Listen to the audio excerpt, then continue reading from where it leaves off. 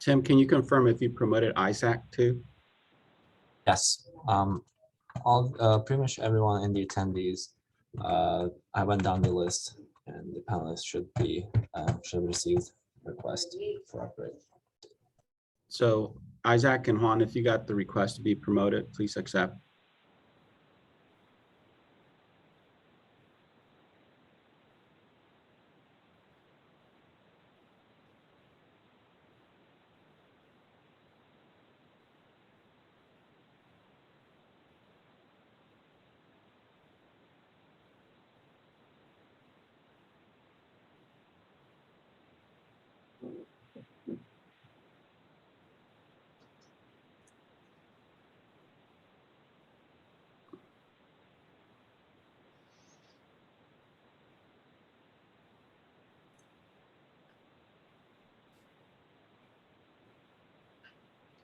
Tim, do we have a quorum yet? As it appears, we have quorum for CTAC.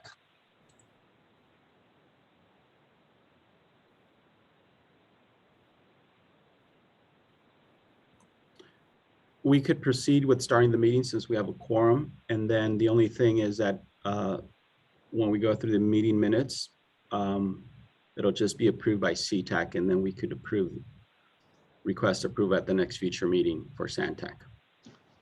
I think that's a good idea, Alex. Thank you very much. So let's get started. Good morning, everyone. Welcome to the November 18th joint meeting of CTAC and Centec. My name is Mo Samak. I'm with the City of Solana Beach, and I'm chairing the CTAC group. Today, Minji May is also going to co-chair this meeting with me. Minji is with the City of Santee and chairing the Centec group. But just wanted to give you a couple of heads up about the housekeeping items. Please keep your microphone in unmute position. You're more than welcome to turn your camera on when you speak. But in order for us to recognize you and give you the podium, please raise your hand. You can also type in messages in the chat section. We're going to monitor that and make sure that your voice is heard. Today's meeting is being recorded and it's being conducted virtually, obviously, under Brown Act. So when you speak, the only thing is if you don't mind, please state your name, the agency you represent, and the group you represent. That way, we can take a good tally of the records of the meeting. So with that, I'm going to turn it over to Minji to go through the next item in the agenda. Thank you. Thank you, Mo. Good morning, everybody. Item number 2 is the public comments. That's when the public can have addressed the 2 committees on issues within our jurisdiction that's not on the agenda. I'm not sure if I have any speakers today, but I know Tim has an update on the local street and roadway program. Tim. Yes, thank you so much, Minji. So I want to thank every jurisdiction for responding to the Local Streets and Roads Program 2021 solicitation. As a reminder, this is a yearly effort that we want to conduct, so that we know and we can present to ITAC on the Transnet funds that have been spent on the Local Streets and Roads programs. We still have, I think, 2 outstanding cities, jurisdictions that have not submitted yet. So please, make sure if we reach out to you to respond to it. Otherwise, we'll be presenting the highlights of this as a staff report at a future ITAC meeting. We're aiming to submit it in January meeting. Thank you. Thank you, Tim. Do we have any other public speakers? Mo, sorry, Minji, I do have one more comment or an announcement to make. So, and this is regards with the Midcoast Extension for the Blue Line trawling. We're gonna have a grand opening on Sunday, November 21st, and MTS and Sandag are hosting a grand opening event at the Midcoast Trolley grand opening opening celebration Sunday, November 21st from 11 a.m. to 3 p.m. at the UC San Diego Central Campus Trolley Station. So that'll be open to the public. Thank you. Thank you, Alex. With that, I turn it over to Mo. Thank you, Minji. Appreciate the announcements, both Angie, Alex, and Tim. I guess this is the approval of the minutes of the meetings for our previous meeting, and I'm going to turn it over to Tim, who's going to take the tally. So this is going to take a while, but I'm not sure if you do have the quorum for Centec, but maybe Tim, you can start with the CTAC, and hopefully by the time you're done with this one, we'll have quorum for Centec. So Tim, please go ahead. So much more. And yes, that is correct. Unfortunately, I've been monitoring and it doesn't look like we have quorum for Centec yet, but let's hope for the better. So we're going to start with CTAC approval of the minutes. We'll be going down the list, starting with the city of Carlsbad.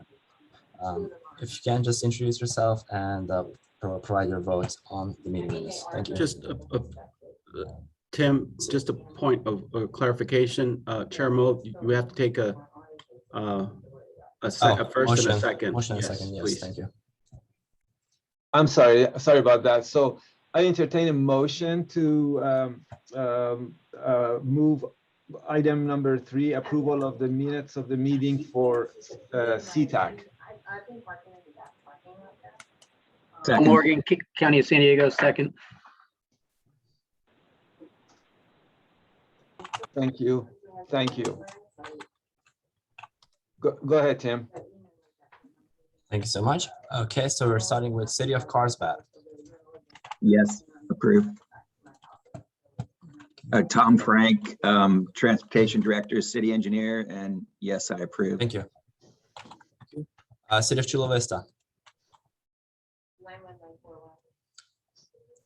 City of Coronado. Yeah, how much is it so I can check? City of Coronado, Jim Newton. I believe I saw you in attendance. I think you're mute, Jim. Muted.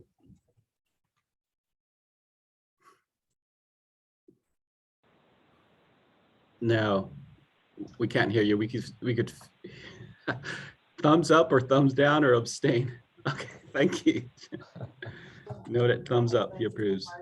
Okay, thank you. City of Del Mar. City of El Cajon. Yeah, Mario Sanchez, President. Yes, I approve. Thank you. City of Encinitas. City of Escondido. Yes, Julie Procopio, approve.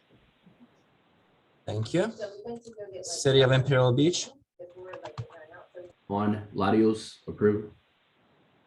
Thank you. City of La Mesa.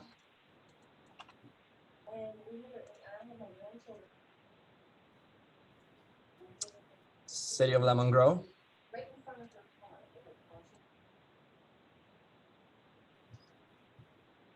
City of National City.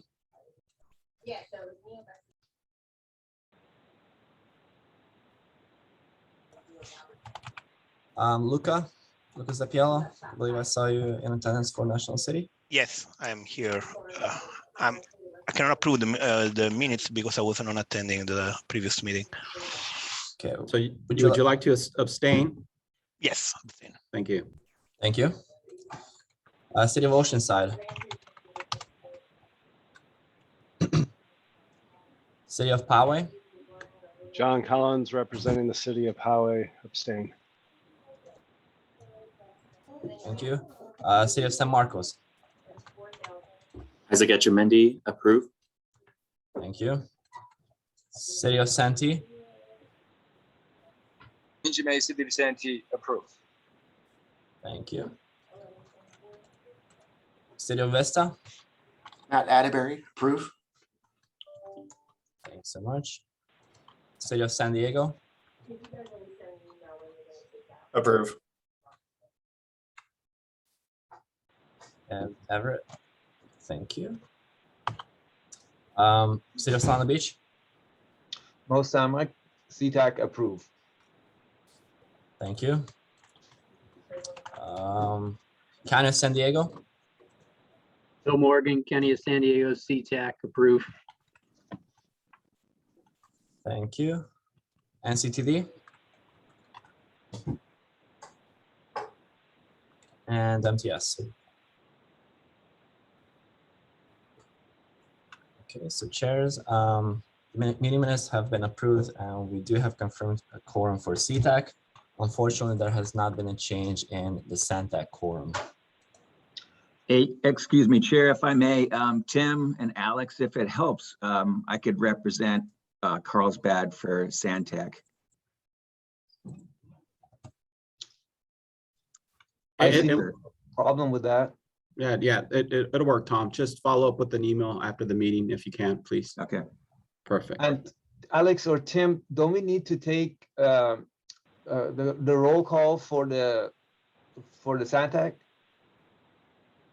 We could do that, and if we go forward with Tom Frank representing City of Carlsbad for Centec, then we actually reach quorum and we can proceed with the roll call and confirmation of the Perfect. attendance. Let's do that then. Let's do that.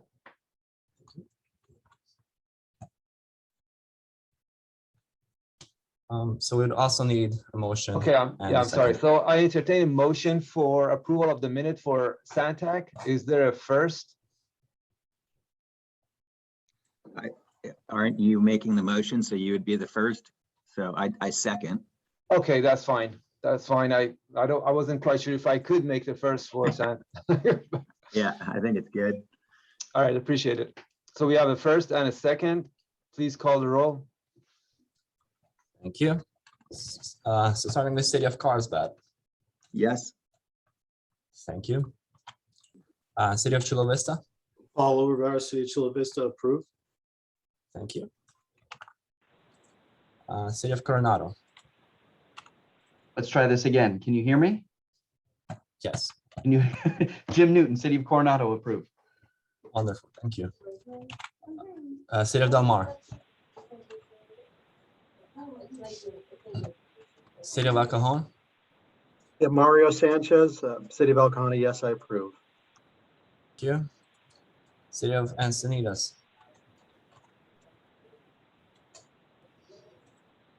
City of Escondido.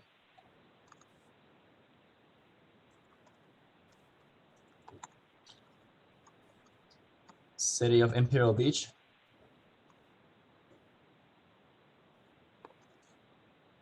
City of La Mesa. I believe I just approved Phil Kern.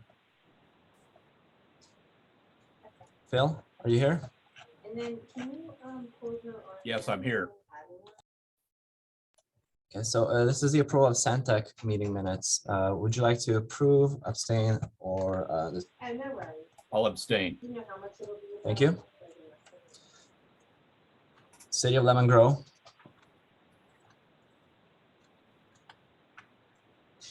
City of National City. Iturgo City National City, abstain. Thank you. City of Oceanside. Tila and approve. Thank you. City of Poway. Henry Trang, approve. Thank you. City of San Diego. City of San Diego, approve. Thank you. City of San Marcos. City of Santee. Benjamin, City of Santee, approve. Thank you. City of Solana Beach. Jim Greenstein, City of Solana Beach. I abstained since I did not attend that meeting. So Tim, since I was at the meeting, can I approve the minutes? Let me see. I do not have you on the list for Centec representatives. Alex, would you be able to weigh in on this? Yeah, and it's not a big deal, Mo, because he just abstained, and that's fine. I think we Okay, have got enough votes to approve. Got it. I appreciate that. I just didn't want to. I want to follow the rules. Thank you. Thank you. City of Vista. Sam Hassanen, approve. Thank you. County of San Diego, Zubair, County of San Diego, abstain. thank you. NCTD, I think that she'll probably want the. MTS. Is there anyone that we might have missed? Awesome, and then, okay, I'll just call tomorrow. Okay, Chair, with that, hand it over to you. It looks like we did reach quorum as well as approval of the Centec meeting minutes. Perfect. Thank you, Jim. So moving on to item number 4. There will be an overview by Centec staff, Sanford, on the Fixing America's Surface Transportation Act, the Performance Management Safety Target. Sam.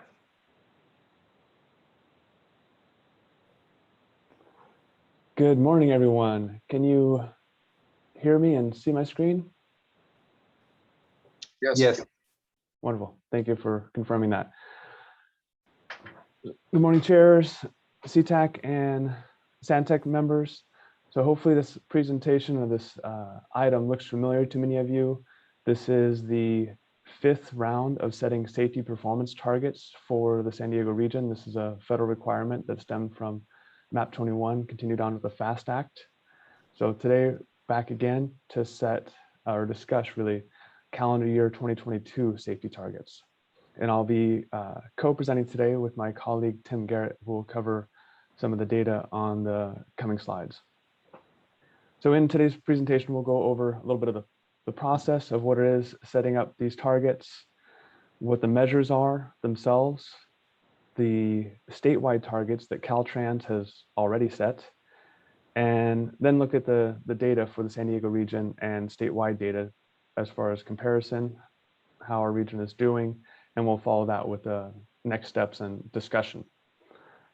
Now, I do want to briefly preface the presentation, as I have in the past, with the note on the critical importance of safety planning, programming, really with the ultimate goal of driving down these numbers of severe crashes and fatality numbers, and acknowledge that the numbers and figures that are in this presentation represent real people, real lives lost, real lives irreparably changed as we go through that. This item is focused on a federal requirement of setting annual targets, but I want to emphasize that there's ongoing parallel work with state partners and others to drive down these numbers, and also future work that I'll speak to kind of at the end of the presentation to help deliver projects, programs, and policies that really aim at reducing safety numbers, or the number of crashes, I should say. So with that preface, we'll jump into the presentation. So starting, as I mentioned, this is a federal requirement stemmed from MAP 21, which is the Surface Transportation Bill, continuing on with the subsequent transportation bills, including those, the one that was just initiated, I think finally signed earlier this week, or last week. It requires state DOTs, Caltrans, to set targets on 5 performance measures, and then MPOs, like SANDAG, are also required to set targets within 180 days, in this case by February 22nd of 2022. For the past 4 target setting processes, the SANDAG Board of Directors has elected to support the Caltrans targets, and that is the option of the MPO to either support the statewide or state DOT targets or develop region-specific numeric targets. So those are kind of the choices that we have discussed in years past, and that's before us again today as we look at these values.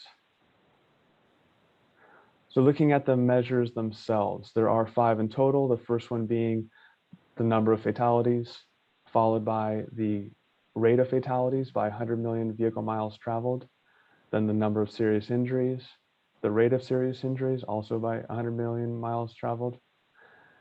And then the 5th one is a combined measure that brings together non-motorized, so pedestrian and cyclists, fatalities and serious injuries combined.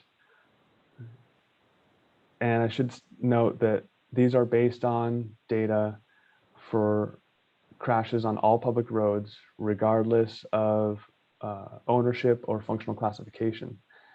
The calculation of how these measures are worked is essentially written into the federal rules. The data sets are set in those rules for fatalities. We use a NHTSA data set called FARS for serious injuries. We use SWITRs for the statewide data. And then also the calculation process for how a 5-year rolling average is the required metric for these. So looking at the Caltrans statewide targets are on this table here. On the far left-hand side, you see the 5 performance measures. In the center column, you see the 2022 statewide target values. And again, these are based on a 5-year rolling average. That's why you see some decimal points on these. But it's actually looking at what Caltrans anticipates seeing in the year 2022. So I do want to make a distinction here that although we use target commonly in our everyday language as a place we want to arrive, but in this federal rulemaking, a target is really where you expect to be with all of your hard work. So it's not an aspirational target, it is evidence-based and trends-based is the term target for this purpose. And then on the far right column, you see the difference in between 2021 and 2022 targets, that change. So for fatalities, on the top row, we see a reduction of 3.1 or 3.61% is really where Caltrans expects fatalities to be in 2022. Same with the rate of fatalities, that would also be a reduction. However, for the number of serious injuries and the rate of serious injuries, Caltrans expects an increase, and that is because in recent years, the trend has been increasing. So that's a function of observed data and what Caltrans is seeing. So in the following slides, we'll review the statewide data and also the San Diego region statistics for each of these 5 measures. However, I'm going to take them out of turn. I'm not going to follow through, or I'm not going to flow through the same order that we see on this slide. We'll start with the rate measures. They're a little bit, they lend themselves more to comparison of our regional values to state values. And then Tim will take over on looking at the absolute numbers for fatalities, serious injuries, and then the non-motorized metric. So with that, and I'm trying to monitor, see if there's questions, please raise your hand. I'm happy to take them as we go and also take some at the end.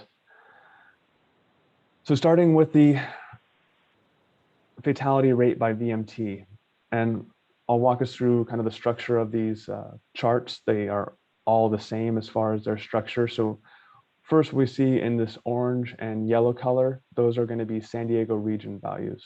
So everything within San Diego County boundaries. The blue items are going to be statewide values.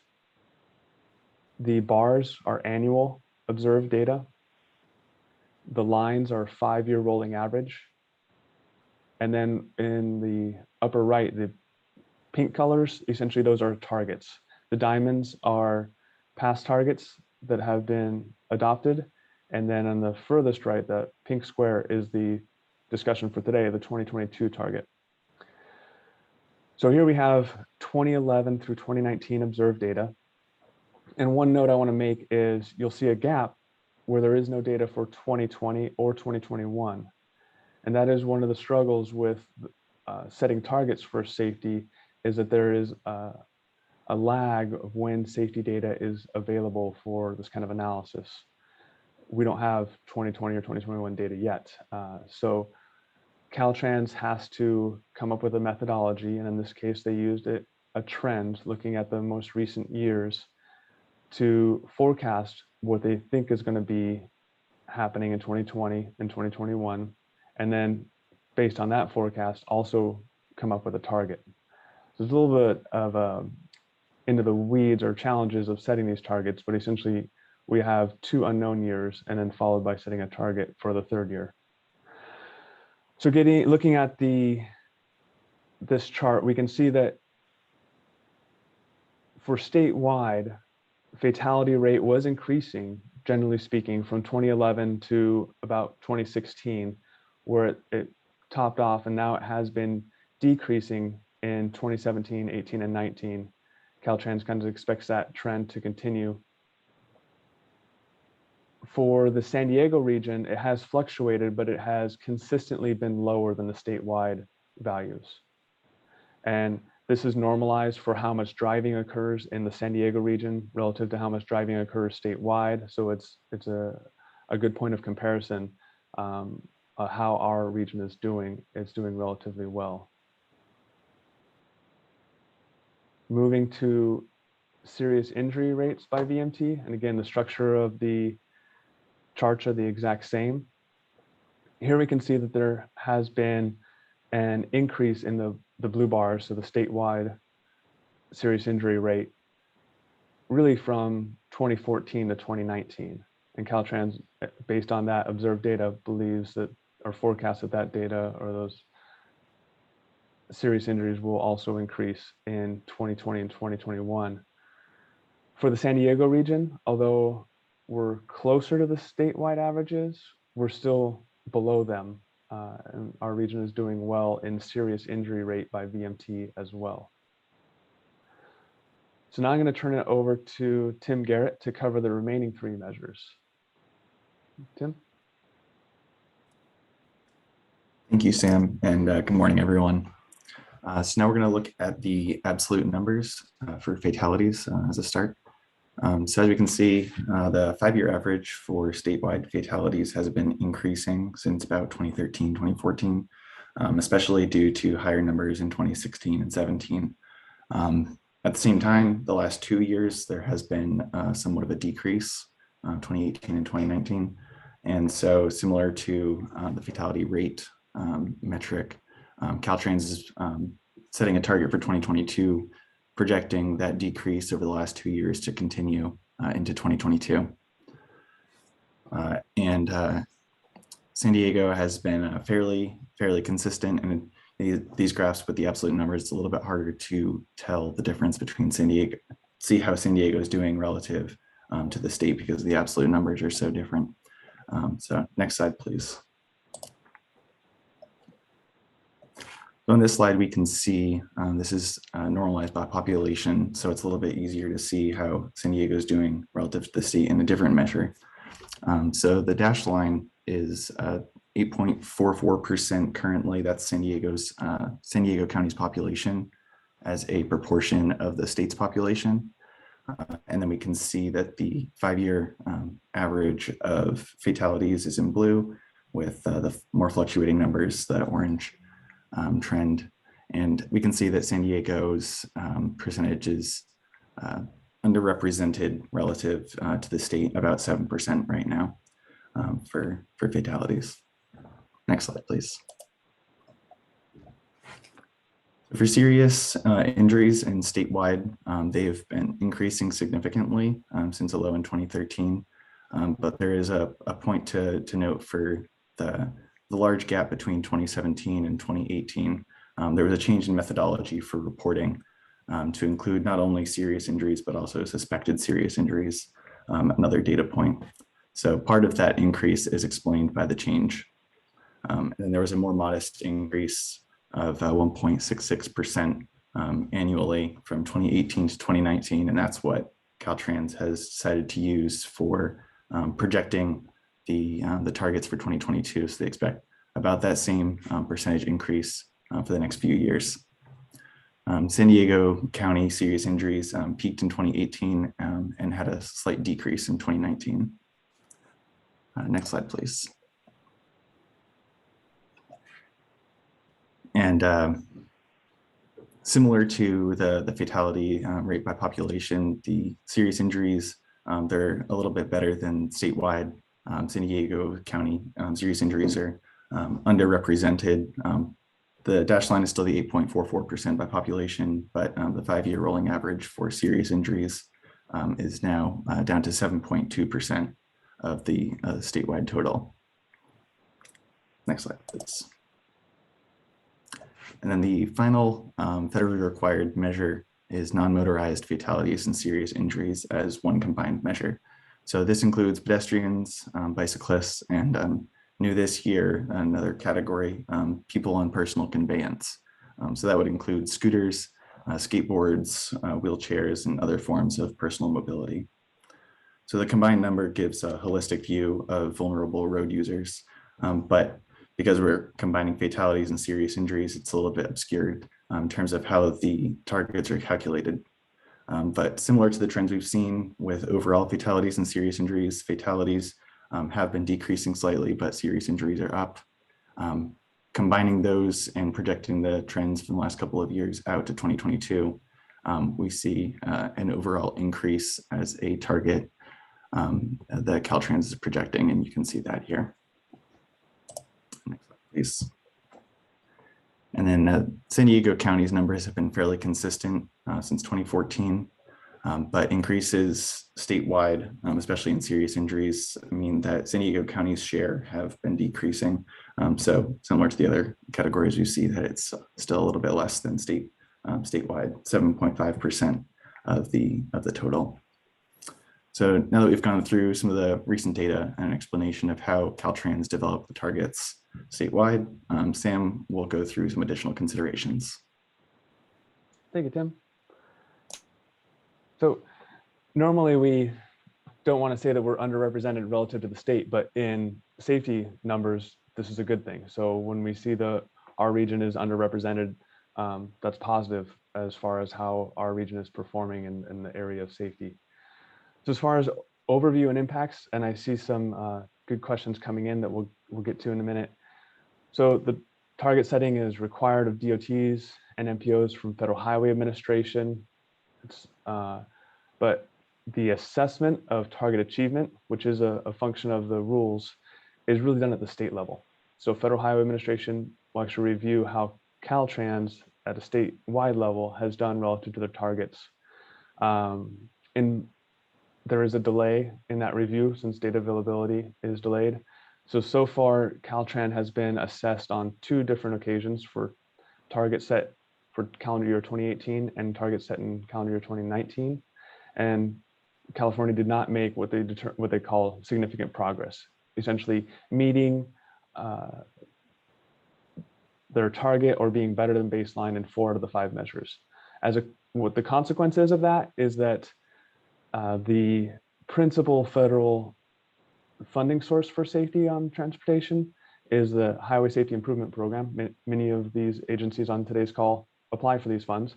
There is an implementation plan requirement. And so that is essentially set. They completed their implementation plan for 2018, and now they're going to do it again because of 2019 targets not having significant progress. So they'll set up another plan. Essentially, that looks at how the Hsip program is operating. Where are there additional efficiencies or improvements that can be made to that program?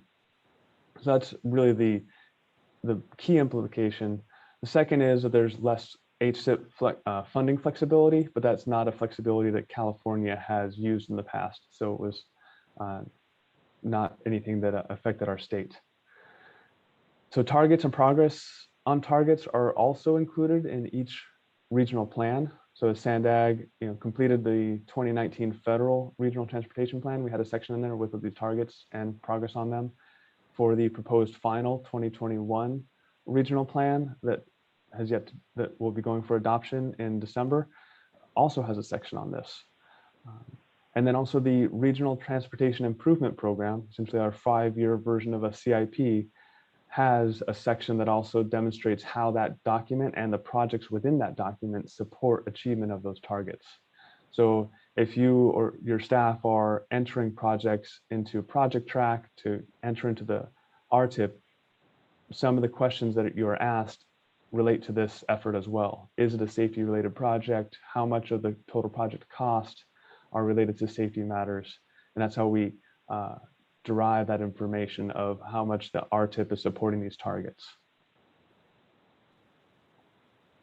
So as far as next steps with the target setting process, we'll have additional working group meetings in November and December, followed by policy advisory committee meetings in December, and then to the SANDAG board in January.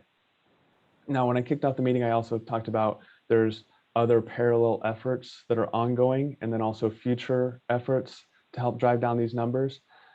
As far as the future efforts, I want to speak to briefly.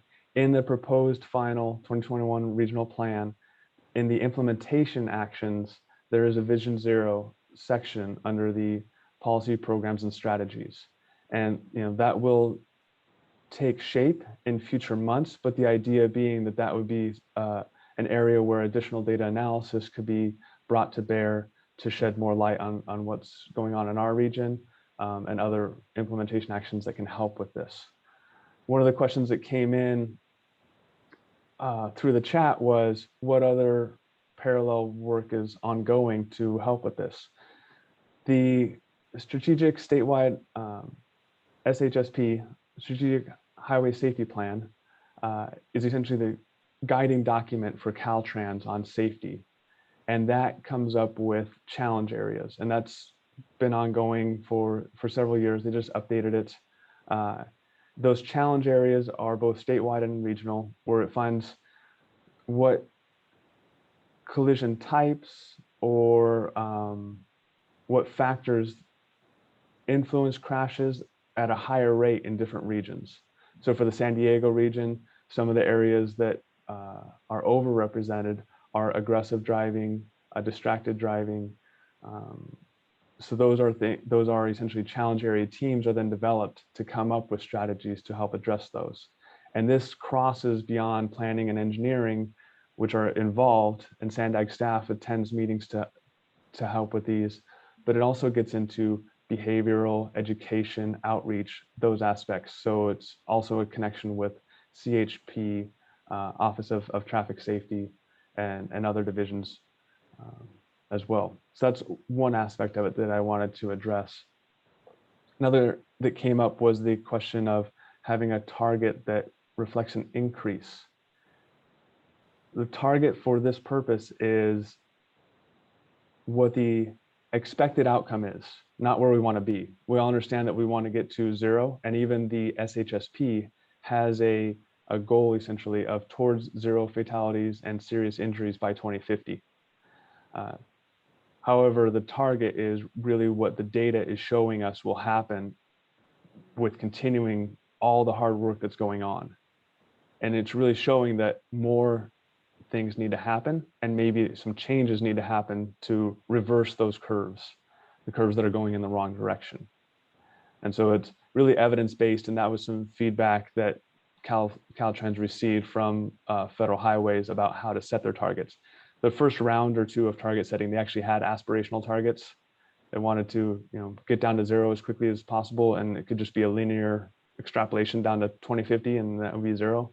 But for this purposes, they want more data-informed targets on where those are going to be.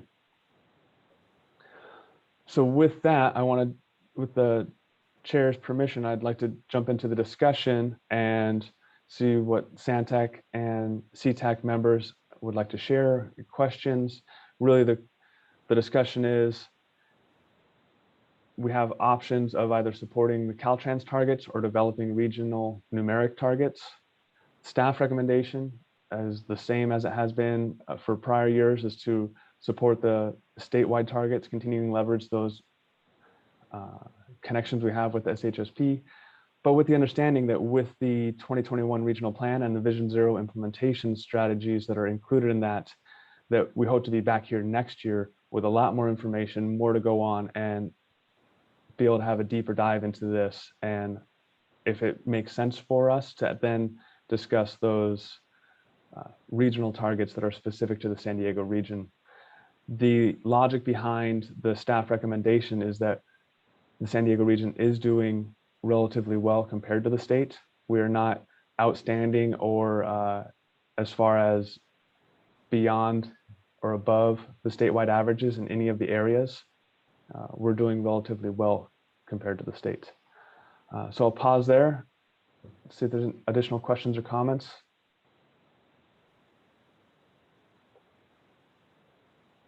I have a question here as a Minji with the City of San Diego. Now I see that in California, the overall collision rates and also fatalities and injuries were going up in the last 5-6 years. So how does it affect the Hsip funding that California receive in general? Does that mean we're going to get more or less? Or no change? So my understanding on Hsip is it is a federal program. So it's essentially determined from the Surface Transportation Bill, which will be changing now that a new one just got signed, but is not dependent on a state's crash history.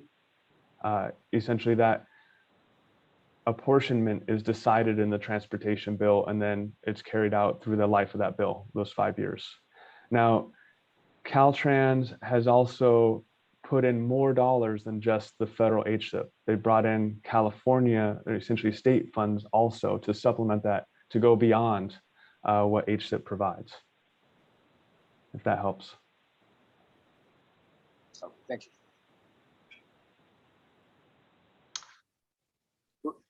Sam, we have a couple of hands raised. If you could recognize them. Yeah. Okay, let's see. I don't know who was first. Tom, were you up? That's Let correct. Zabir go first. Yeah, go ahead, Zabir. Okay. I think my comment is about the Hsip. I think in Hsip is almost like a program that the local agencies see it as money coming in and we do things. There is no true follow-up. There is no, the improvement that they are doing has been proven to show that there is a reduction in fatalities and injuries.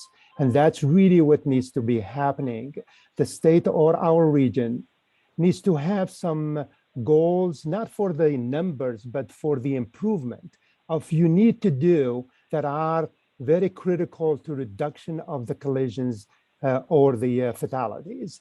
And that's very important. I mean, I don't know, probably getting money to build a sidewalk is important, but is it important in that location? And I think that's really where it comes down to my also comments is the regional modeling for safety. That is so critical that we need to know where are the hotspots and what we need to do to them to reduce the fatalities. So that's my, I think it's more like a comment, I mean, question, whatever. Thanks. Thank you, appreciate that.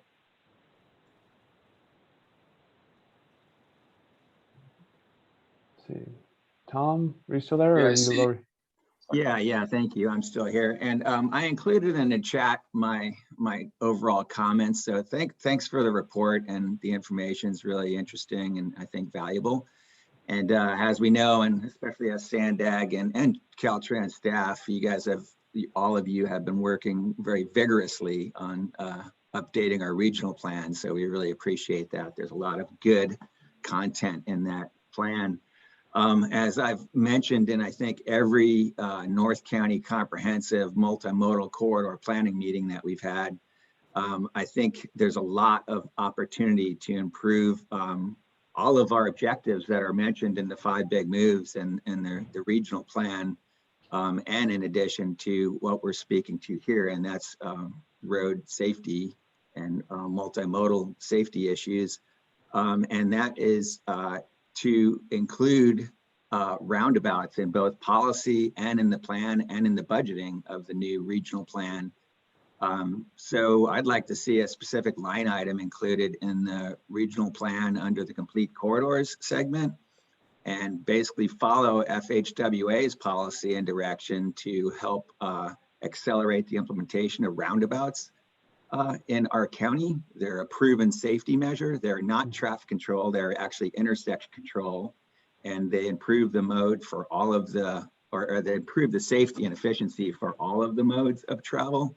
So we're, in the US, we're really far behind other countries in implementing this intersection control, which greatly addresses most of the objectives in the 5 big moves. And I think where most transportation planners want to go. It reduces greenhouse gases. And I provided a couple of references. The County of San Diego has a really good PDF, which I referenced through their Air Quality Control Board.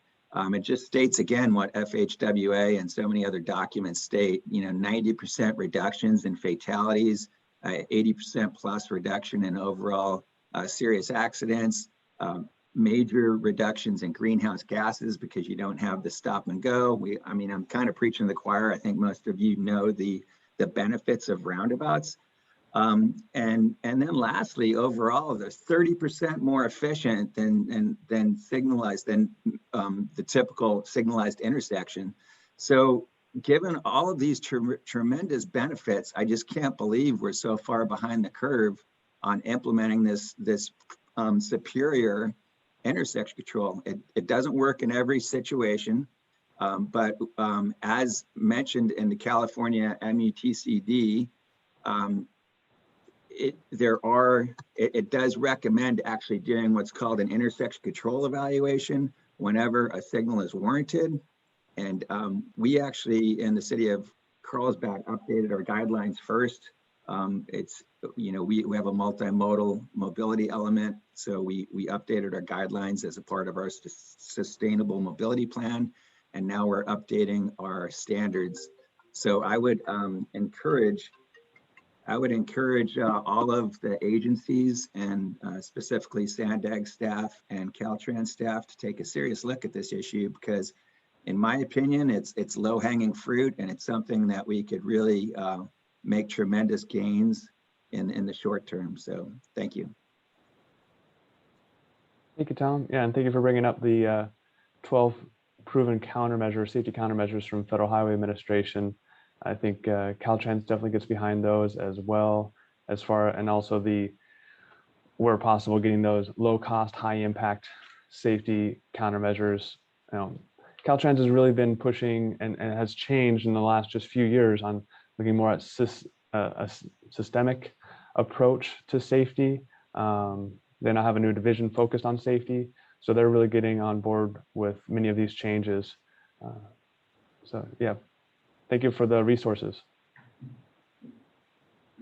And then I see T. Cotter, Oceanside. Yes, this is Tila. I have lots and lots of thoughts here, but I understand a lot of this is based off projects and stuff, and trying to reduce accidents, and everybody in every city has their breakdowns of what's causing those accidents, whether it be speed, DUI, violation of right-of-way, or whatever. But I do want to mention, which I'm sure a handful of people are already aware of, is SB 43, which is pertaining to how establishing speed limits would be addressed, and hopefully that can help a little bit in some ways. But I kind of want to throw out for us, an elephant in the room is having OPD or PD citing people for speeding without it getting thrown out at traffic court. Because, like, let's say for 25-mile-per-hour local street, our police typically can't give out tickets unless somebody's going like 35 or above, even though the posted speed limit or the prima facie speed limit is 25 miles per hour. So then people tend to feel more comfortable going faster on streets, which then causes the spiral issue of things getting out of hand. And I know that's kind of a little bit outside of, I think, where you guys were going with in terms of projects, but I don't want that to not be acknowledged, as you know. So if there was some way to work with the court system and working where we're almost like Camp Pendleton. If you speed on Camp Pendleton, you're in a lot of trouble. Well, once you get off Camp Pendleton, there's no heavy-weighted hand to kind of have more control of speeding drivers. So that's just one thing. There's lots of other things I want to say, but I'm trying to limit myself, so I'll just leave it at that. Yeah, you bring up a really good point on the kind of the intersection between all this. It's not just engineering and designing the roads. A lot of it's behavioral, and then bringing the enforcement aspect, and that's where the connections with CHP on the challenge areas is so critical. And my eyes have been opened on many of the challenges associated with enforcement pieces, and that's one of them where I think we do need to interface with other agencies, including Office of Traffic Safety, NHTSA, the National Highway Traffic Safety Administration, because they're more focused. They have a grant funding system similar to Hsip, but it's more focused on the enforcement side of the house. and also campaigns and outreach. So there's other opportunities there that we'd like to explore more. Yeah, at this point, I want to remind you that we're kind of short in time. We still have quite a few time-consuming items. I see Zubir's hand raised.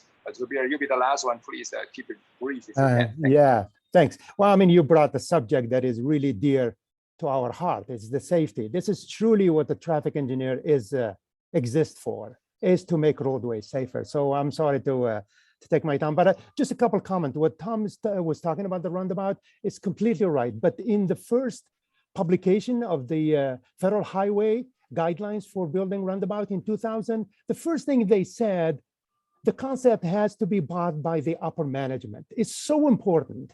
And I don't think a lot of them buys into it. They are so politically oriented that they don't.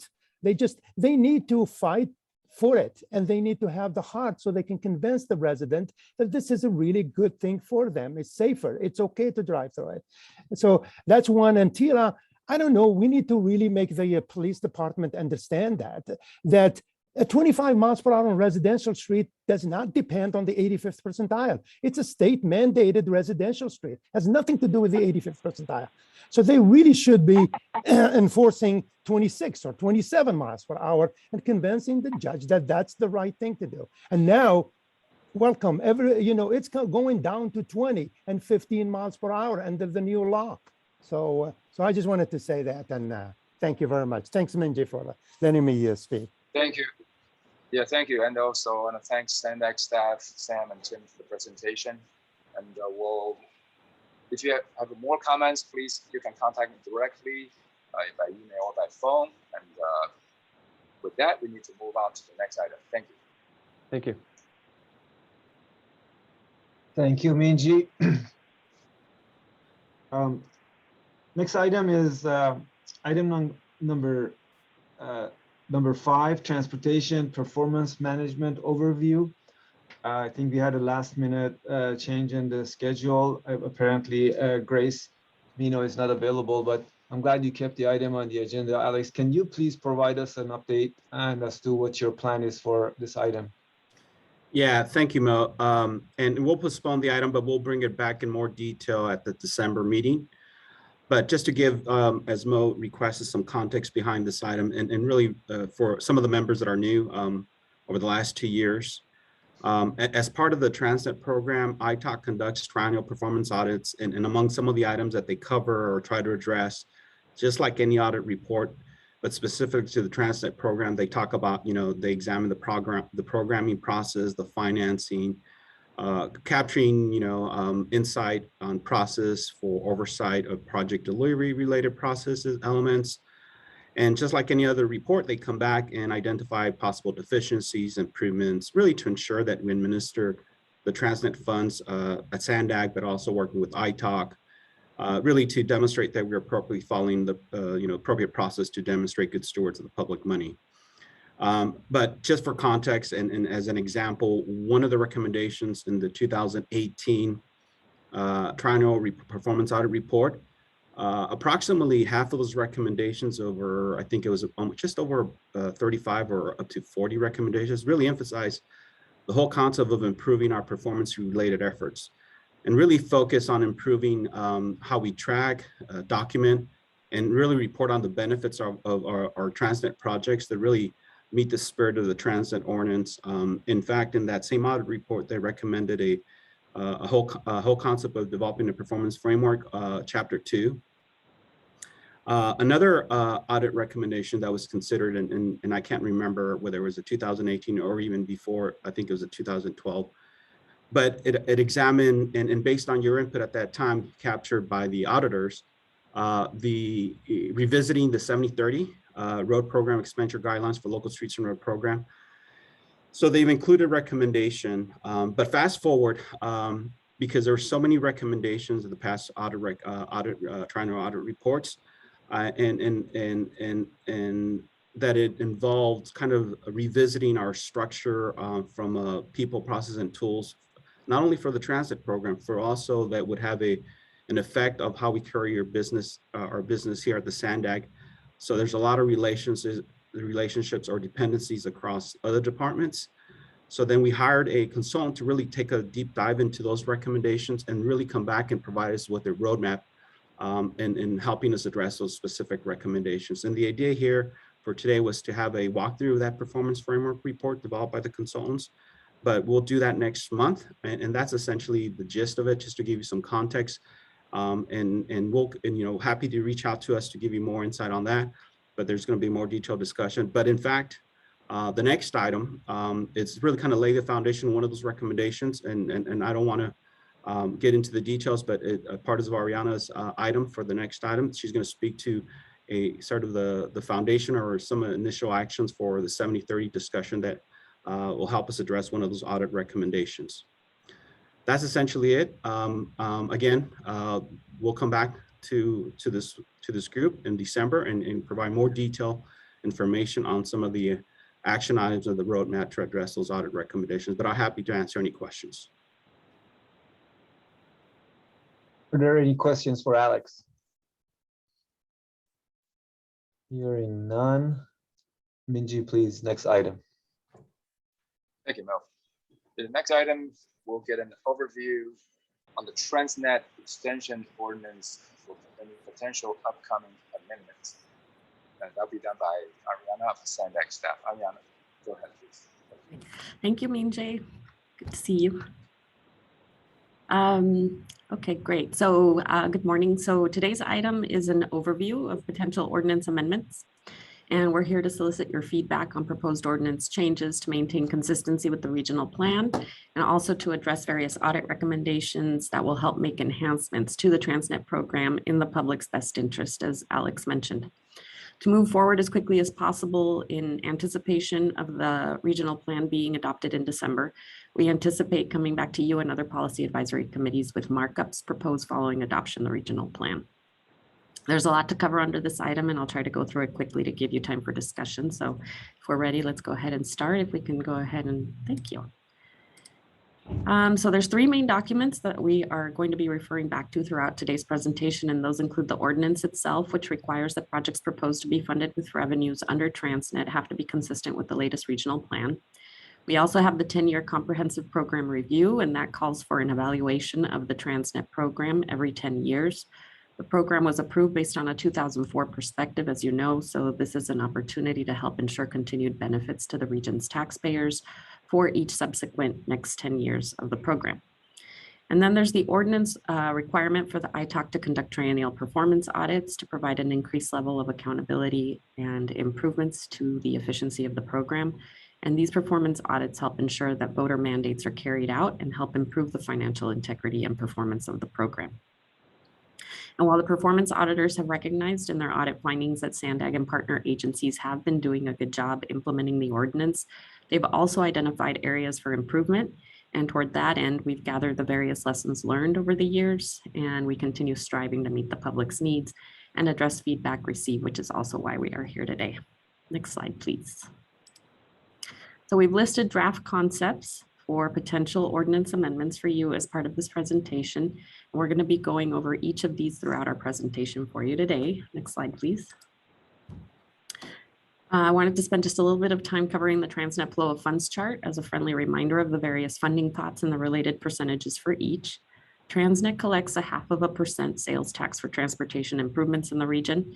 Off the top, we have 3 set-asides, which include up to 2% for Centec administration, $250,000 per year, adjusted for inflation each year for the Independent Taxpayer Oversight Committee activities, including the ITOC annual fiscal audits, triennial performance audits, and other key oversight activities. Then we have the 2% set aside for the Bicycle, Pedestrian, and Neighborhood Safety Program, also known as the Active Transportation Program, that helps fund bike and pedestrian capital projects in the region. Then from the net revenues, there's 38% allocated to major corridor capital projects and 6.8% for the EMP, 2.1% for the Smart Growth Incentive Program, 29.1% for local street and road formula funds, 16.5% for transit services, and 8.1% for new transit operations funding. And then from there, the funding pots are further broken down into categories for supporting ADA, senior services, and pass subsidies. Slide, please. So the expenditure plan in the ordinance is the section that lists specific projects and programs to be funded with Transnet revenues. The concept being considered would involve updating the expenditure plan consistent with the ordinance requirement that all projects funded with revenues available under the expenditure plan have to be consistent with the regional plan. And then in addition, the 10-year review recommended continually reevaluating whether the portfolio of projects remaining to be completed are the best mix going forward for achieving the goals of the Transnet program. And it also called for considering whether technology in certain corridors might address the region's transportation challenges better than the remaining projects that were initially envisioned in 2004 when the ordinance was passed. And as you know, the regional plan has to comply with specific state and federal mandates. So, can we go back one slide? Thank you. Yeah. So as you know, the regional plan has to comply with specific state and federal mandates, such as SB 375 that achieve GHG emission reduction targets and comply with environmental justice and social equity considerations. So the options being considered here would expand the major transportation corridor improvements portion of the expenditure plan, which currently focuses on highway and transit capital projects, to also include bike and pedestrian infrastructure projects, flexible fleet, and ITS infrastructure technologies. And in terms of benefits, this will help us continue providing different mobility options for the public for all types of trips, making it easier to conveniently get around more quickly and safely. Next slide, please. So the local street and road program in the ordinance provides formula funding to each city and county to supplement other revenues available for local street and road improvements. Currently, there is a requirement for at least 70% of the revenues for LSR purposes to be used to fund expenditures for construction of new or expanded facilities, major reconstruction of roadways, traffic signal coordination, and other types of improvements. And there's also a requirement for no more than 30% of this funding to be used toward maintenance-related projects. And this is typically referred to as a 70-30 congestion relief and maintenance split, consistent with the ITOX triennial performance audit recommendation from 2018 and the board's 10-year review that call for revisiting the 70-30 split to be more relevant with local needs. An option being considered is removing this requirement. In accordance with regional plan priorities, a new list of the typical types of eligible capital operations and maintenance facilities under the LSR program would be developed in close partnership with input from all of you based on key features of complete corridors that create seamless connections within communities and across jurisdictions, benefiting the public by letting people choose their best travel options and prioritize safety and local project funding decisions. In addition, both the board's 10-year review and the ITOX performance audit called for enhanced performance tracking and reporting to better measure progress against goals and to demonstrate outputs and outcomes achieved under the Transnet program. So performance reporting would be a benefit to help demonstrate to the public their return on investment and would be required of all Transnet recipient agencies. Next slide, please. The next section is the Bicycle, Pedestrian, and Neighborhood Safety Program, also known, as I mentioned, the Active Transportation Program, which under the ordinance provides funding for bike facilities, connectivity improvements, safety projects. And as we have shared in recent presentations that you may have seen, and consistent with the regional plan and ordinance priorities, which emphasize mobility and safety and include complete corridors, which are a requirement for state competitive funding, as well as the ITOX performance audit recommendations, which call for improvements to the regional bike early action program and safety efforts, and then the multiple requests to expedite project delivery under the bike program, as well as Sandec's commitment to equity. Bicycle and pedestrian infrastructure would be proposed as an eligible use under the major corridor program, and the amount of funding available under the current BPNS program would be proposed to be increased. And this would help us help propel us toward benefits that include protecting vulnerable users of our roads, prioritizing safety in local project decisions, and using data to understand inequities while actively working to address them. Next slide, please. Next one on the list is transit operations funding, and the ordinance includes 8.1% per operation of specific new or expanded service transit projects, and these funds are not eligible for operation of services in existence prior to the effective date of the ordinance. Consistent with the 2018 performance audit, which discussed potential long-term funding shortfalls within this section, options being considered would help clarify that the 8.1% funding does not cover 100% of operations, and would also help clarify that Sandeg, MTS, and NCTD are to work together to obtain matching funding. Next slide, please. The ordinance requires transit operators to limit the increase in their operating costs from one year to the next to no more than the increase in the CPI. And when the requirement is not achieved, then the operator cannot receive additional funding in the following year above the amount received in the previous year. When there are unusual circumstances beyond the operator's control, such as increases in cost for fuel, insurance, or new mandates, then operators can request approval from the board, acting as the commission, to exclude certain cost increases or calculate the requirement as an average over the 3 previous fiscal years so that they can come into compliance. The ITOC's 2018 audit recommended revisiting transit operator eligibility requirements due to recurring exception requests. And then in addition, there's been significant discussion at recent Transportation Committee meetings where they've echoed the need to revisit these requirements to better measure performance. Also important to note is that at the state level, the performance metrics under the Transportation Development Act, or TDA, are being revisited. And since some Transnet requirements for transit are modeled after TDA statute to some extent, it could be worthwhile to see the outcome of those discussions at the state level, and they could potentially help inform any proposed revisions to this section of the ordinance. However, the timing for concluding those discussions may not align with the proposed schedule for making ordinance amendments. Next slide, please. So in developing the regional plan, SANDAG is using performance measures and other evidence to make decisions intended to ensure that compliance with Title VI requirements and environmental justice principles. And in accordance with the requirement for the ordinance to be consistent with the regional plan, an additional section would be proposed to be added to incorporate social equity and environmental justice within the ordinance to truly promote equitable distribution of benefits and burdens resulting from Transnet funded projects and programs. Next slide, please. Thank you. The board's 10-year review recommended investment in technology to better manage the transportation network. In addition, the SANDAG board adopted a resolution supporting digital equity consistent with Governor Newsom's executive order calling for deployment and acceleration of broadband networks to improve infrastructure and public safety.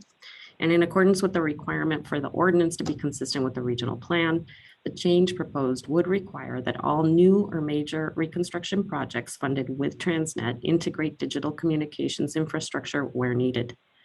Benefits would include expanding access so everyone in our region can benefit from broadband services and help address the growing gap between people who do and do not have access to high-speed internet.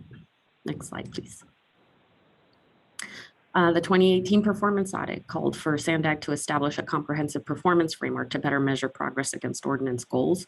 The board's 10-year review also calls for additional reporting to demonstrate accomplishments and states that while SANDAG and partner agencies do provide a lot of reporting, the data was difficult to summarize and demonstrate all the accomplishments and performance outcomes achieved.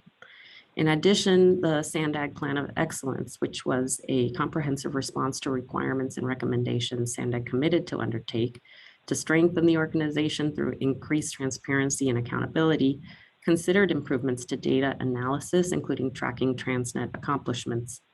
Options being considered would require all Transnet recipient agencies to report performance in the interest of enhanced transparency and demonstrating taxpayer return on investment. And we will be partnering closely with all of you as our local jurisdictions to bring forward proposed amendments for this. Next slide, please. So the ITOC currently has 7 membership categories ranging from a professional in the field of public finance to a couple engineering positions, a professional with experience in real estate, land economics. There's a professional with experience in the management of large-scale construction projects, chief executive officer with major private sector experience, and a professional in biology or environmental science. The FY21 performance audit recommended changes to enhance ITOC practices, such as adding new subject matter expert categories consistent with SANDAG priorities. The audit also calls for revisiting term limits so that all members can serve up to 10 years, streamlining selection process, and also updating the conflict of interest policy. And the ITOC is anticipated to hire its own independent legal counsel soon, and that will assist the ITOC as it brings forward its proposed changes to address these recommendations. Next slide, please. So last but not least, throughout the ordinance, there are references to funding estimates for each subprogram, and to maintain consistency with the regional plan, these estimates are proposed to be updated. Next slide, please. The schedule has us checking in with you, the Transportation Committee, ITAC and board this month. In fact, we go to the board tomorrow. Then we are going to be working closely with you, our partner agencies and other stakeholders as we work to draft amendments that we would plan to bring forward in February for board adoption. And the ITAC reviewed this item at its meeting last week. They discussed the ITAC membership and selection process, the proposed changes to the local street and road program, and the lockbox provisions under the ordinance. And then the Transportation Committee also reviewed this item last week.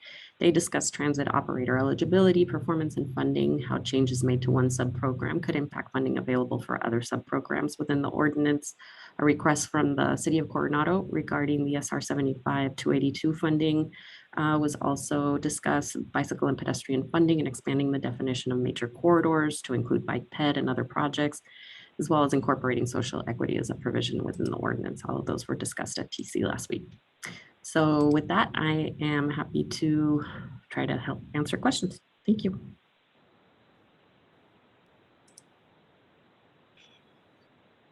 I have one question. Earlier on in the presentation, you showed a flow chart that shows all the funding categories and the percentage of the funding received for each of the expenditures for each. I'm wondering if Tim, can you put that up? It's slide 4. Thank you. Sorry. Yeah, my question is, so the proposed amendments do not change the percentage, right? Those all remain the same. Correct. So the one option being considered is increasing this 2%. So the top 3 items, there's the BPNS that has 2%. So that percent, right, assuming the board approves that, could be increased. But that doesn't mean that the other percents change. Okay, thank you. I see a few hands raised. Sorry, I wasn't paying attention to that. Tim, did you see whose hand came up first? Chair, this is Alex. I believe I saw Subir's and then Tom's and then Julie's. If we go in that order, if it's okay with the members. Yeah, and actually, if I may, Julie was ahead of me. Okay, thanks, Tom. Thanks. Thank you so much. Regarding the communication improvement that you are trying, that now the communication, I guess, or the Wi-Fi, I don't know, that you're going to provide it with every project, roadway improvement that we are doing. What type of improvement you're looking? This is just conduit plus the fiber optic that goes into the roadway? And 2, who will be in the long run maintaining these? Since it really is a new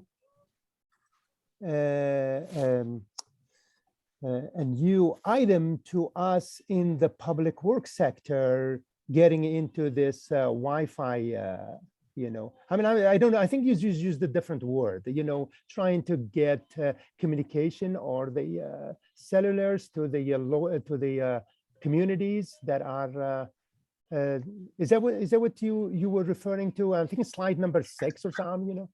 Yeah, the digital communications. Digital communication. Thank you. Yeah. So incorporating that as a requirement for new projects, right, where needed, right? Where needed, consistent with. So what are the improvements you're looking at?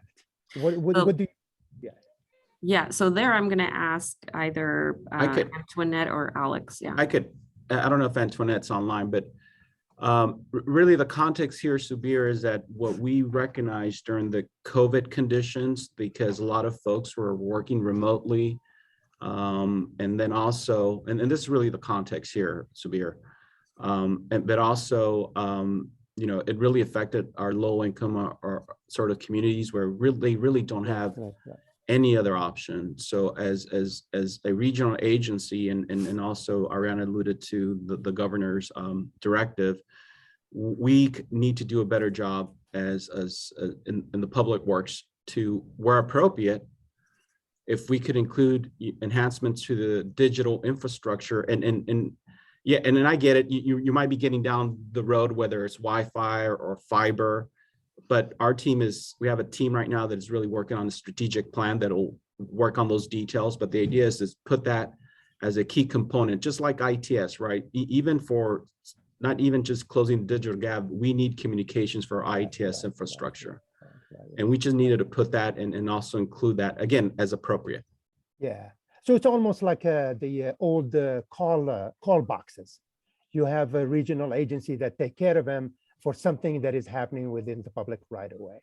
Yeah, yeah. And that the strategic plan is going to get into more of the relationship on the how, and then and as Ariana alluded, the implementation of these recommendations is probably going to be by way of a policy discussion, working with all of you on the how.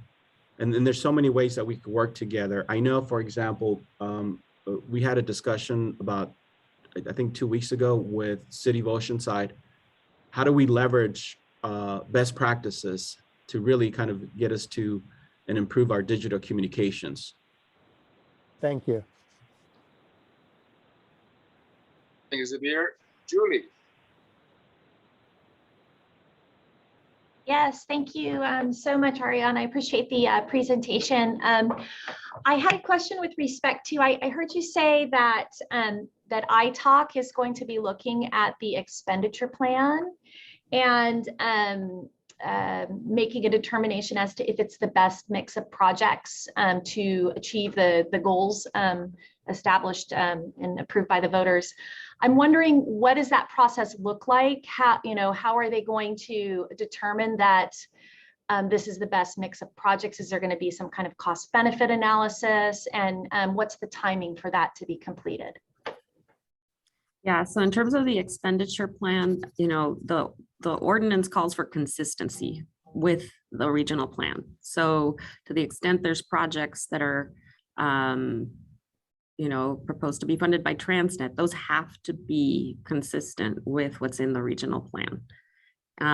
So in terms of, the changes that would be made to that section of the ordinance, staff is still working on what that would look like. So, that is something that we would bring back, as a red line for your input. And so I don't have a whole lot to share in terms of what that will ultimately look like, but the requirement is that the ordinance has to be consistent with the regional plan. So. But I thought you did say we're going to look at the best mix of projects. Did I misunderstand that, or?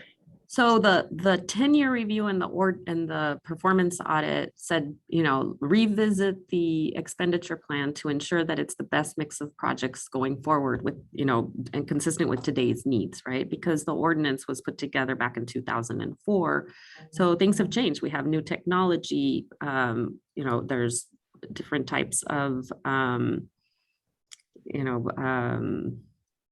of projects that may serve the public's interests better than what was originally envisioned when the ordinance was put together. But again, it has to be consistent with what's in the regional plan. So to the extent that it's in the regional plan and would be proposed to be Transnet funded, then the expenditure plan would need to be consistent.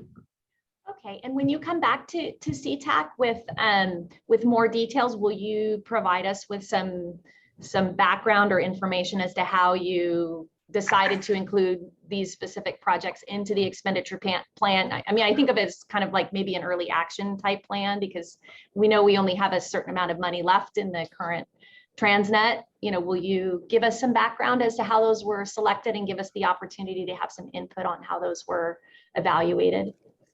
Yeah, I mean, the schedule has us currently going to the board for adoption, right? We have to hold 2 public hearings before we can make any amendments to the ordinance, and that's contemplated to happen in February. So between now and then, the schedule is, contemplates bringing back, if there's something that you want to dig into a little bit more, or if there's something that we need, for example, the 70/30 or the local streets and roads section, or performance tracking and reporting, things like that. So we can definitely bring something back. Again, staff is still working on what that section will ultimately look like, but it has to be consistent with what's in the regional plan. So I guess I could answer your question by saying, how do we make the determination? Well, if it's in the regional plan, that's and it's proposed to be Transnet funded, then it has to be consistent. So that would be one I guess one way to answer your question. Okay, I think from my perspective, and I think I've heard other folks on CTAC say before that, we have a real interest in understanding how that list of projects gets put together. So, and how we pick, who rises to the top. So if there's some background and information, that would be really helpful. So in terms of the expenditure plan, we have the major corridors, right, program. So those are the SANDAG projects, right? So is there a particular section that you are interested in? Is that the one? Well, of course, I'm interested in the North County okay. corridor, but yeah. I'm sure that other members of CTAC are looking to ensure that, the projects that they think are most going to achieve, the success and, what we set out for the voters are also. And so there has to be a balanced approach. And I guess that's why I'm hoping that this group who has the transportation expertise is able to kind of weigh in on that plan. Gotcha. Great, thank you. Tom. Yeah, thank you. I'm just trying to reduce or lower my hand, but Ariana, thank you so much for the information. And this is a big haul, right? There's a lot of information here. So I was trying to do my homework since Monday and look up, get re-familiar with Transnet Ordinance and all the different components and review what you're basically outlining in your presentation. And great job. Again, it's a ton of information. So I apologize for if some of my questions seem naive, but I think probably there's others on the call that don't, know the answers to some of the questions I'm asking. So first off, just the comment in regards to the schedule, and this is definitely not towards you, Ariana, but our purpose for CTAC is to be an advisory committee to the transit or transportation committee. So just in order of, future scheduling items, it would be great if we could hear this actually before the transportation committee. But I understand how much you guys are working on, so no big deal. And it's such a short time frame, so I get it. So can you, that one slide really speaks to the issue of Transnet, right? The one with the flow chart showing the funds, that would probably be good to pull up. But my question is, I hear reference to the lockbox components or provisions of the ordinance. And I just searched that quickly in the ordinance and I couldn't find reference to the lockbox. I'm sure it means, provisions that can't be changed unless you go back to the voters. But what are those provisions that are lockbox? Because, as Julie mentioned, we're North County, we're concerned with the North County issues and of course the regional issues. And there's so much which we support with the objectives of the regional plan. And I won't go into that. There's so many good things that we do support. There are some issues and some questions we have. So I'm just trying to get as educated on the issues as possible. So can you share with me what the lockbox provisions are? Yeah, absolutely. So in the ordinance, we have section 16, which talks about amendments. It's on page 15. And so there are certain provisions within the ordinance, as you mentioned, that can only be changed by a vote of the people. And that is what is considered lockbox. The other ordinance sections that are not contemplated within section 16 can be changed by a 2/3 vote of the board acting as the commission. So the lockbox provisions in particular are the section 11, which talks about the Independent Taxpayer Oversight Committee. There's a paragraph within the ordinance. So the paragraph in the ordinance itself cannot be changed. There's an attachment to the ordinance, which, to the extent that the changes made are in substantially the same manner as what is included in that paragraph, the attachment can be changed. Then there is section 9, which is the RTCIP, the Regional Transportation Congestion Improvement Program. That cannot be changed, or at least the provision within the ordinance itself cannot be changed. But same as the ITALC section, there is an attachment to the ordinance that is incorporated that can be changed. Then there is section 8, which is the maintenance of effort, which you're also familiar with. It applies to the local jurisdictions. That cannot be changed. Then there is section 4E1. 4E1, which refers to the projects that were not completed as part of the original Transnet measure. So they were completed. And actually this Sunday, I guess we can say we have met that requirement when Midcoast opens. But there were 3 projects that were not completed under the original ordinance that were slated as kind of the tier 1 priority lockbox under the extension ordinance. And that's the SR 52, the SR 76, and the Midcoast. So we have completed the improvements on the 5276. Midcoast will be completed this Sunday. So that will be a checkbox there.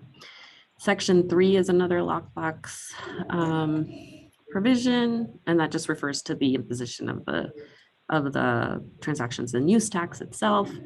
And then 2D is the transportation environmental mitigation program. So so those are the lockbox provisions within the ordinance.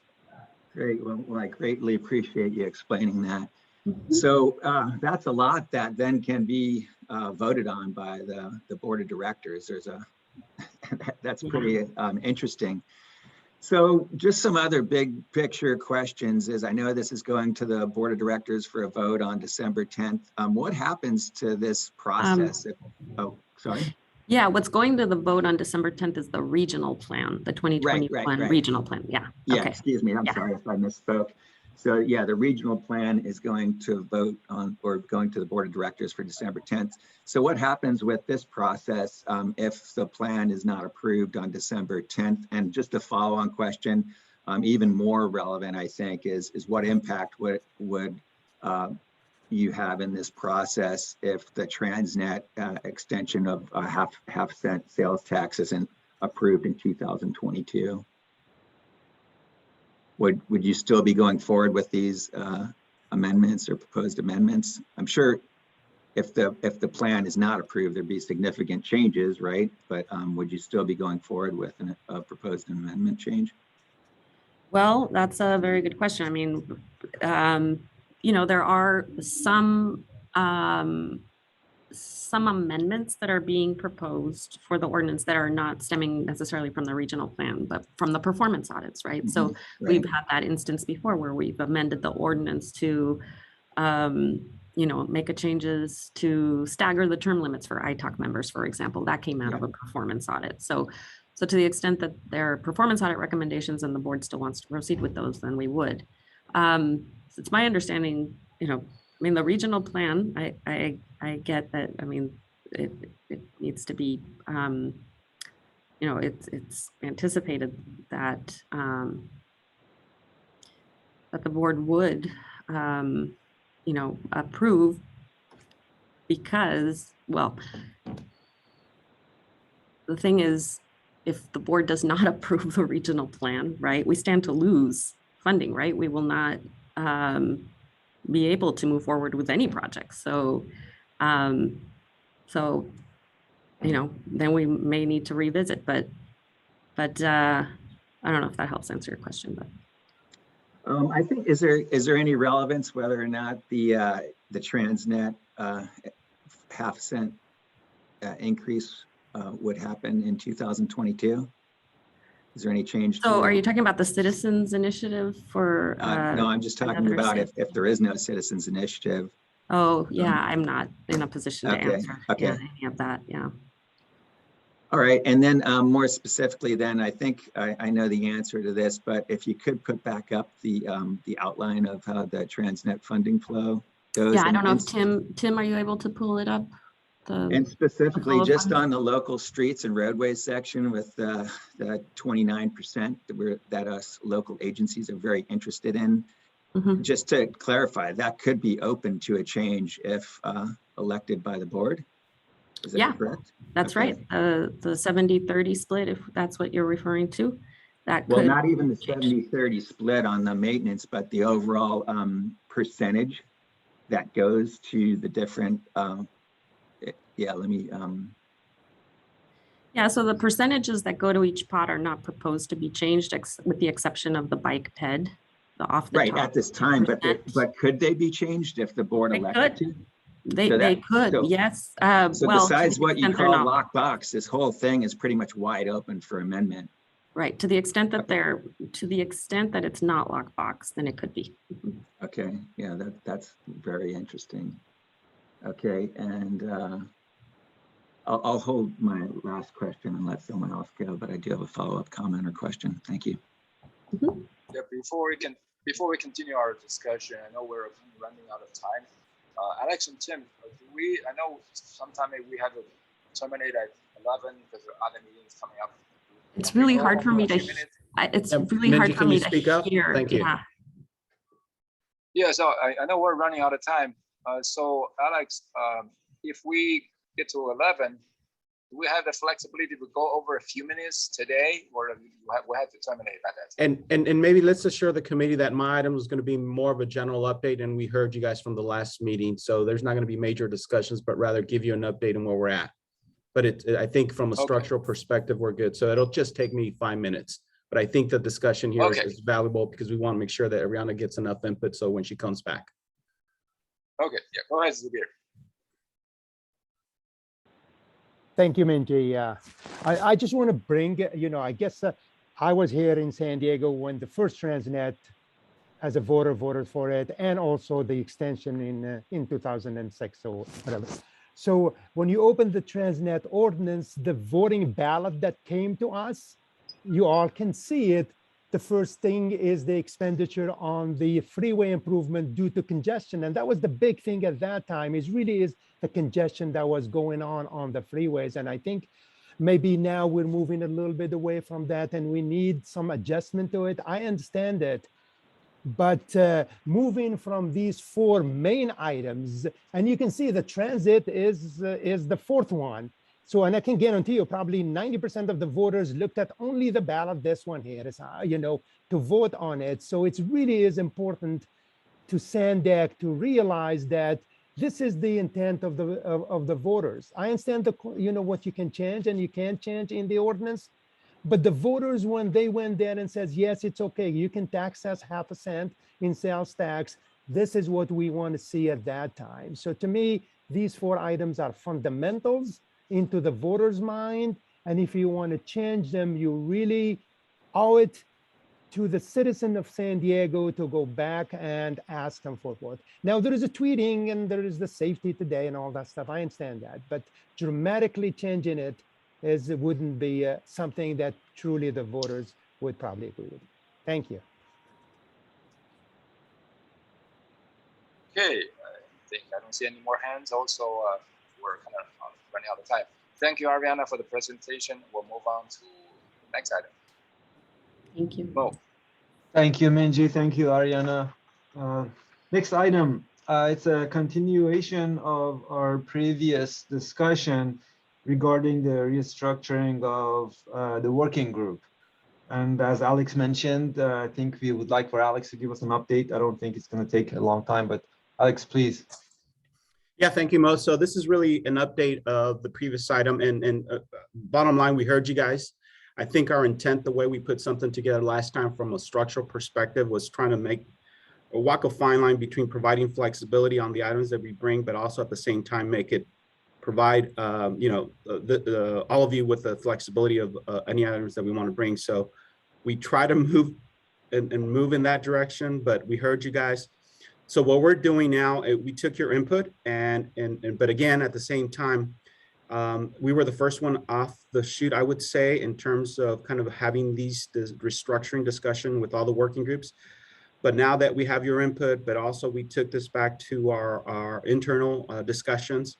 So we are proceeding with a consistent approach, meaning across other working groups. And Tim, can you go to the next slide?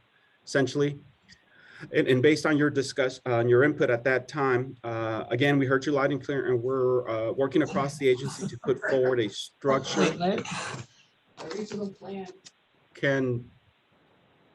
Thank you.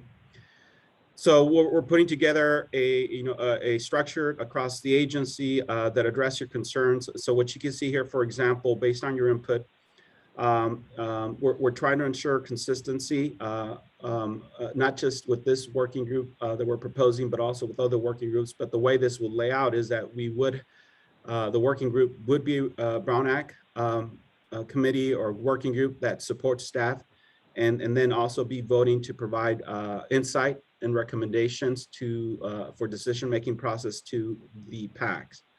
In this case would be the TC, but then we would also have the technical working group technical task forces that would provide that second layer for the more technical input to the working group. But no vote in that the technical task forces, but the vote will be maintained at the working group level. So the idea here is, I think structurally, want to demonstrate that we heard you. What we want to do, we had some continued discussions on the look and feel, but I think what we would like to do is take a stab at the charter that we presented with this new structure, but also the work plan to give you a little bit more meat and bring back to all of you at the December meeting. But I just wanted, it's more of an update again and really convey that we heard all of you. And that's the idea through this new proposed structure for the mobility working group that was discussed last month. In terms of next steps and the implementation, once we hear additional input, we would like to go to our executive committee in January, and then from that, then work with all of you to implement this new structure as part of the new mobility working group. Again, there's more to come. We're going to be quite busy, not only this, but also the item that you heard from Ariana, but also the other component that the performance framework. So I'm very excited, but I think hopefully this is good news, because we did hear you guys, and we want to kind of maintain this new structure from an agency-wide perspective for consistency. Okay, thank you. I do see a hand raised, Tom. Yeah, thank you, Alex. And I just, again, I was trying to go back and research kind of how the CTAC charter was derived and the history of it, and I couldn't get my hands on it. So can you remind me, was there a charter that was developed, or is it in the bylaws of like the Policy Advisory Committee, or how was CTAC? No, yeah, that's great. And what are the objectives exactly? And because I understand what's on the website and that we're an advisory committee to the Transportation Committee, but I'm guessing it probably came from a board subcommittee like the Policy Advisory Committee, and somehow there was a charter developed. So can you remind me where? Yeah, I'll try to get to, I've been here for, I'm going on 18 years, Tom, but CTAC was established way before that. And I don't know the history. I have a little bit more history on the Centec, because actually Centec started meeting with the county officials, and then it became sort of a formal, memorialized as a technical committee for input. I'm more on the technical side. But I do know that for CTAC, for example, there were an advisory committee for the old Transnet program input and the current input. So for example, there's a couple of items that the PAC, or the Transportation Committee at that time, requested CTAC to examine or provide recommendations, like I think an old program, and maybe some folks here might be familiar with that, the old retaining sound wall program at that point, where there was STIP funding available, and then working through CTAC members, they had an evaluation criteria, and then provided kind of recommendations for project. That was one. The old CMAC program, in terms of projects, they were key in providing developing evaluation criteria and recommending projects. So there was a number of activities that resulted from old funding that really don't exist now, but also provided the venue for discussions on the implementation and development of the Transnet program. In fact, I think CTAC was key in developing the 70-30 project implementation guidelines for the local streets and road program. So it's based on old. Yeah, thank you for that background. So just to touch upon what Julie was mentioning in the last meeting, I think there is a lot of value in having, the technical experts that are representing the agencies take a look at the issues, so that we can provide informed briefings to our board members in advance of them, digging into an issue or having to evaluate the issue. I know I have to provide, or I don't, I do provide briefings to my council members and board members on the topics. So I think, you know, we are asked to dive in and do a technical review of the issues and provide our recommendations. So I do provide value there. I appreciate everything that you said today and you guys listening. And I think, you know, the best path forward is to work on things together and to see how we can best approach the objectives at hand. So I appreciate that. Thank you.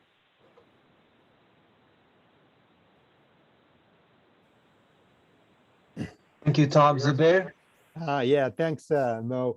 You know, I just want to add to what Alex was saying, at least with respect to Centec, and God, it makes me feel old. The Centec is really was a loose group of the regional traffic engineering getting together and sharing information. And most of our meeting was here at the county in the old buildings. And around the end of the 1990s, Centec approached us, especially when we start talking about the congestion and the level of service of the corridors, if you remember in the old time where we collected data, and also the CMAQ. So the voting to Centec wasn't really that important, only when the CMAQ funding came in place. And the Centec says, okay, here is your 1 million, figure out how you share it between your groups. And so we voted on it and we established the voting and all that stuff. Otherwise, I truly agree with what Centec or Alex is proposing, that we should be purely technical advisors to Centec or to the region. And we should have the leeway to talk, to bring experts, to bring the new technology to our meetings and discuss it instead of having it the way it is more structurals and, you know, okay, well, let's go. We spend a lot of times on the minute and all that stuff. And I don't know how much it helps each one of us, and just move on. Let's talk about how we design this thing or something, you know. So that just may be one man's opinion, but that's really my opinion. And I truly thank you, Alex, for moving toward us being a technical committee and discussing issues and providing Centec staff and or the region with the advice the way we see it for our region. So that's all I got. Thank you, Zubair. And I like to kind of chime in on this one because I kind of shared my opinion before. I think I can speak on behalf of many city engineers that we value our traffic engineers' opinion on almost every aspect of our day-to-day operations. So personally, I am happy that I'm rubbing elbows with our expert traffic engineers. Having said that, I think Tom and Julie, you guys expressed a very good concern during our last meeting, and to Alex's credit, he took it to heart. And Alex and I talked about these comments. And the new direction that Alex is taking is that the idea is not to disassembling the CTAC, but to improve the communication by combining the two groups. We still are going to maintain our voting arrangements and the decision-making process. So I think at the end, while I have not seen all the details, I'm optimistic that we're all gonna embrace this new restructuring approach. Any other comments about this item? Say thank you, Alex. I appreciate your work on this and your flexibility. It's really a team effort, and thank you for the input. It was valued for all staff here, and it really provided a reality check for us because we recognize, but the key here is that really just going back to the original discussion that we had, we really want to make sure we provide value to this new working group with all of your input, but also expanding the different, as we move to this new realm of transportation to different disciplines. But thank you. Thank you, everyone. Minji, you're up. Thank you, Mo. Before I move on forward, I just want to say also thank you to Alex and Centec staff for working with the local agencies. Thank you. So next items for Caltrans update. I understand the Caltrans staff is not available today, so I'll direct your attention to the end of the agenda. Their turnout of their updates. So please refer to that. Thank you. Thank you, Minji. And that brings us to the last item, which is the announcement of the next meeting. The next meeting is scheduled for December 16, 2021. Still are going to be a joint meeting with Centec's team at 9 a.m. And also want to take an opportunity to thank Tim, especially Tim and Alex, for organizing these meetings. These meetings are relatively complicated to put together. We do actually do a dry run before the meeting, and there's a lot of work going behind the scene on these things.